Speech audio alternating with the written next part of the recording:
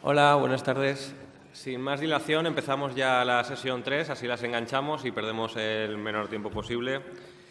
Vamos a tener 4 conferencias ahora. Intentaremos ajustar al tiempo lo máximo posible. Empezaremos con Manuel Madrid, de la Asociación GVSIC, conocido ya por todos. Nos va a comentar los resultados del trabajo realizado para la Universidad de Nueva York, con la colaboración de la asociación también. ¿Vale? ¿Puedes empezar la ponencia? Buenos días o bueno, casi buenas tardes ya. Gracias, José. Voy a intentar ser lo más breve posible porque veo que llevamos un considerable retraso.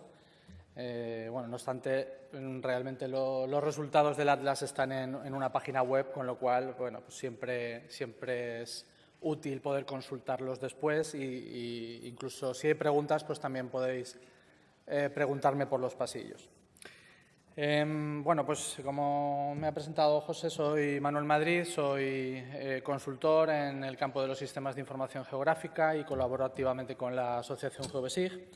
Y hoy vengo a presentar un proyecto en el que he tenido el placer de participar durante los últimos 2 años, que ha sido, bueno, no solo yo, sino otros compañeros de la asociación que están también por aquí, Óscar, Irene, Rubén.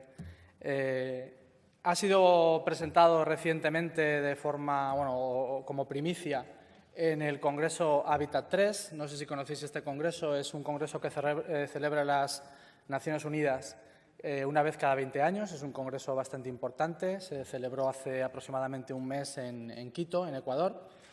Y la verdad es que tuvo muy buena acogida la publicación. Tan buena acogida que incluso hubo una, no sé si conocéis la publicación The Economist, pues hizo una crítica. Bueno, sabéis que los grandes congresos, sobre todo además este que tiene que ver con el ámbito urbanístico, pues tienen también detractores. Y bueno, pues esta publicación era una crítica al Congreso en general y decía que lo único que merecía la pena del Congreso había sido la publicación del Atlas. Con lo cual, al principio, pues nos alegró, pero luego dijimos, cuidado, que realmente está criticando el Congreso, ¿no? Pero bueno, en cualquier caso, tuvo muy buena acogida en el Congreso como os digo.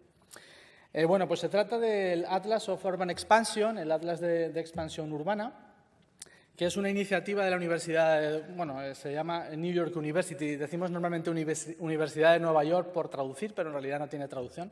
Es la New York University. Ha contado con financiación de ONU Habitat, la agencia de la ONU para los asentamientos urbanos, y del Lincoln Institute of Land Policy, que es una institución de Estados Unidos. El papel de la asociación GVSIG, en este caso, pues hemos participado en la definición de la metodología del segundo volumen del Atlas y también hemos realizado parte de los trabajos. Es un proyecto que es bastante intensivo en cuanto a horas de trabajo y nosotros hemos aportado ahí también bastante. He dividido mi presentación en 3 partes. En las 2 primeras partes voy a hablar de cada uno de los 2 volúmenes, contienen distinta información. El primero se centra, como veis, se denomina áreas y densidades y se centra sobre todo en los aspectos cuantitativos de la expansión. El segundo se centra más en los aspectos cualitativos de la expansión. Y por último,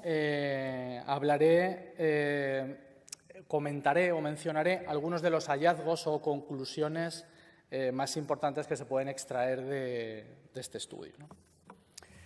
Bueno, no lo he dicho, el objetivo del Atlas es proporcionar datos empíricos para la comunidad científica, pero sobre todo para los tomadores de decisiones en el ámbito urbanístico, que al final es para lo que se realizan todos los estudios científicos, para que se apliquen en la toma de decisiones sobre la expansión urbana a nivel mundial. Voy a hacer hincapié en esto de a nivel mundial porque este es uno de los puntos fuertes del proyecto. Este estudio se considera representativo de las 4.231 ciudades que tenían más de 100.000 habitantes en el año 2010.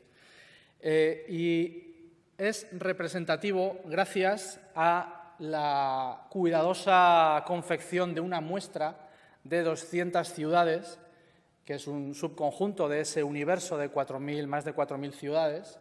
Y esta muestra se realizó de manera estratificada en base a 3 factores. Por un lado, por región del planeta, por otro lado, por número de ciudades de cada país y también por tamaño de las ciudades. De manera que las conclusiones del estudio se consideran extrapolables al universo de ciudades. Este es, como digo, uno de los puntos fuertes del estudio. Doy paso a presentar o a hablar sobre el primer volumen, el que se llama Áreas y densidades. La tarea principal de esta fase del proyecto consistía en identificar las áreas de expansión, las zonas de expansión de las ciudades. Entonces, lo primero que hicimos, pues a partir de imágenes Landsat, se realizó una clasificación identificando 3 categorías: espacios abiertos, construcciones y masas de agua. En segundo lugar, se procedió a identificar las distintas agrupaciones de suelo urbano y, por último, mediante una regla de inclusión, pues se definió la definitiva mancha urbana de cada ciudad, la mancha urbana continua de cada ciudad.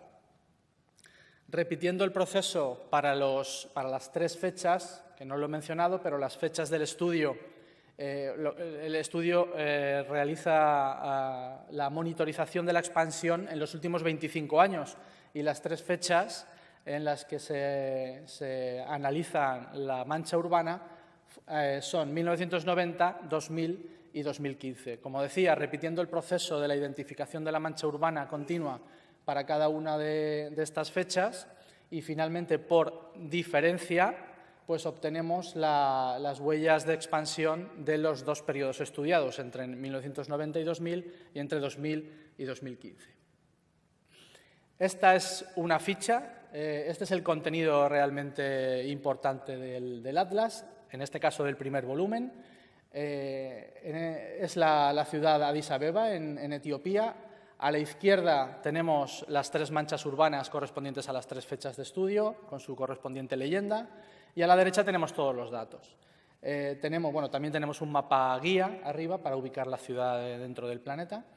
Tenemos todas las métricas que se han calculado a partir de esas manchas urbanas identificadas, pues sobre todo áreas y densidades, como dice el título de este volumen. Y un aspecto muy importante que creo que es particularmente interesante del Atlas son los gráficos que permiten identificar dónde califica cada ciudad con respecto a las de su misma región y con respecto a la media mundial. Entonces, de un solo vistazo, pues nos podemos hacer una idea, cada ciudad, dónde está con respecto al resto de ciudades del mundo en cuanto a cómo se ha expandido o en cuanto a la cantidad de expansión que ha sufrido en los últimos 25 años.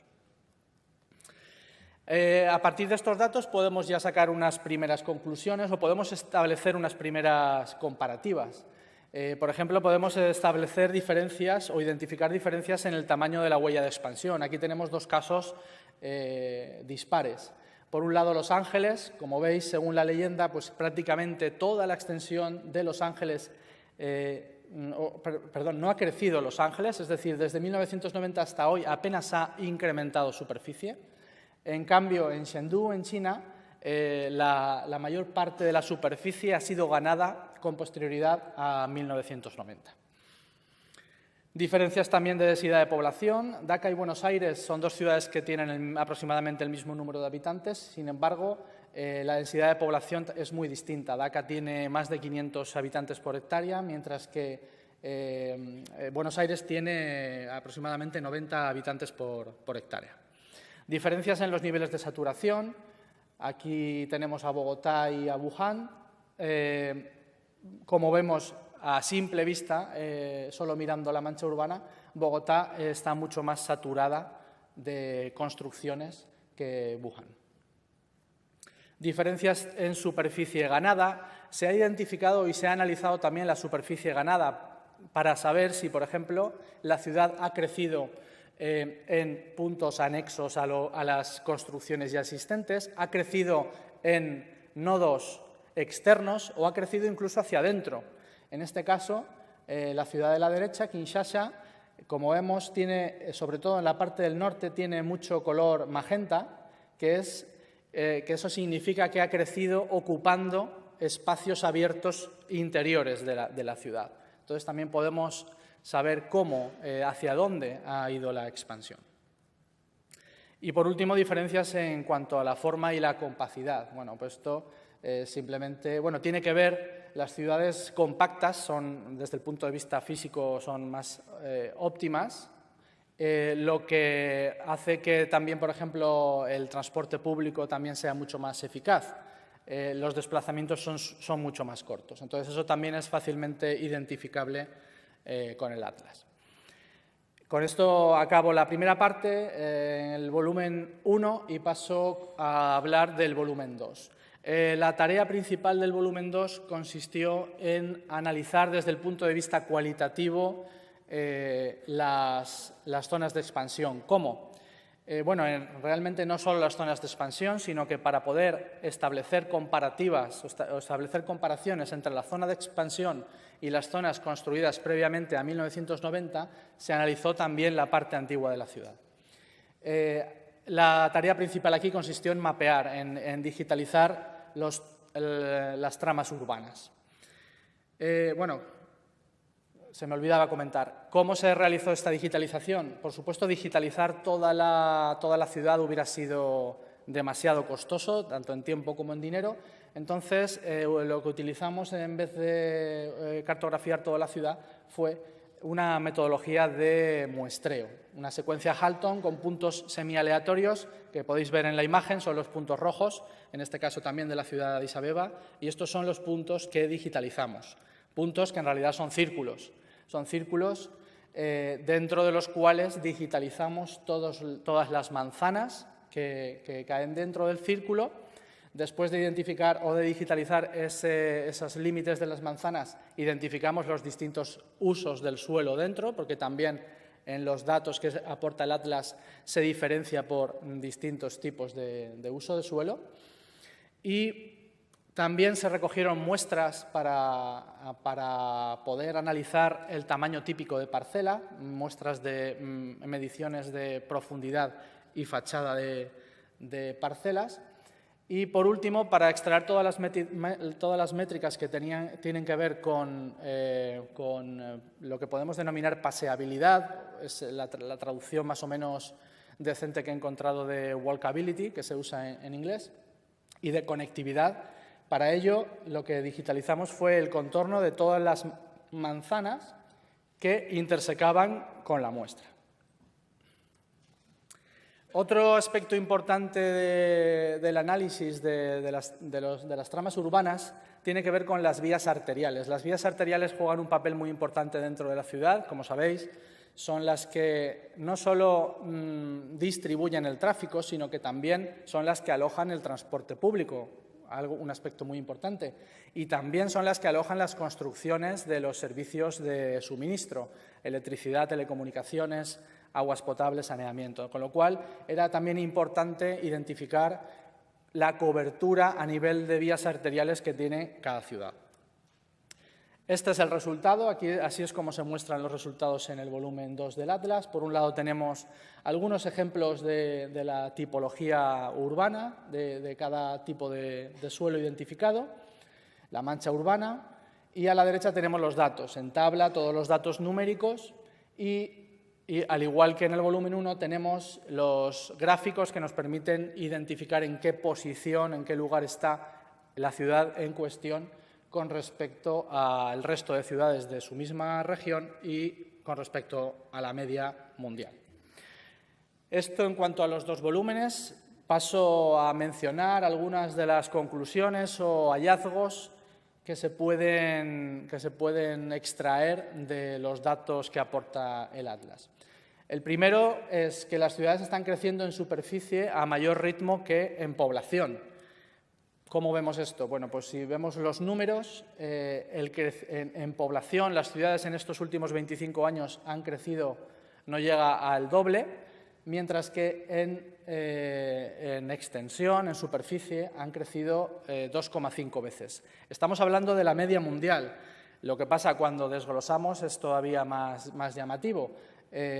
Vemos diferencias entre los países más desarrollados y los menos desarrollados. Vemos claras diferencias en cuanto a a cuántos están expandiendo las ciudades, pero, curiosamente, la tendencia es la misma. Es decir, tanto en los países menos desarrollados como en los más desarrollados, la tendencia es a que las ciudades están creciendo mucho más en superficie que en población.